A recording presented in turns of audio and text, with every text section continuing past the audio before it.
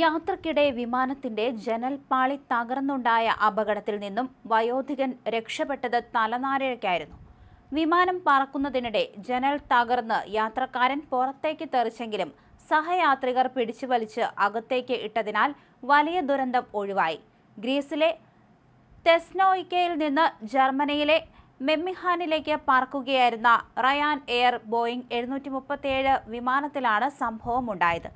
വിമാനം നോർത്ത് മാസിഡോണിയയ്ക്ക് മുകളിലൂടെ പറക്കുമ്പോൾ എഞ്ചിനിൽ നിന്നുള്ള ഒരു ലോഹഭാഗം ഇളകി വിമാനത്തിന്റെ ജനൽ പാളിയിൽ വന്നിടിച്ചു. തുടർന്ന് ജനൽ തകരുകയായിരുന്നു. തുടർന്ന് മർദ്ദവ്യതിയാനമുണ്ടാവുകയും ജനലിനടുത്തിരുന്ന 61കാരനായ സെർബിയൻ സ്വദേശി ജനലിലൂടെ പകുതിയോളം പുറത്തേക്ക് തെറിക്കുകയും ചെയ്തു. എന്നാൽ സീറ്റ് ബെൽറ്റ് ധരിച്ചതും സമീപത്തുണ്ടായിരുന്ന യാത്രക്കാർ പിടിച്ചുവലിച്ച് അകത്തേക്ക് കയറ്റിയതും വലിയ ദുരന്തം ഒഴിവാകുന്നതിന് കാരണമായി.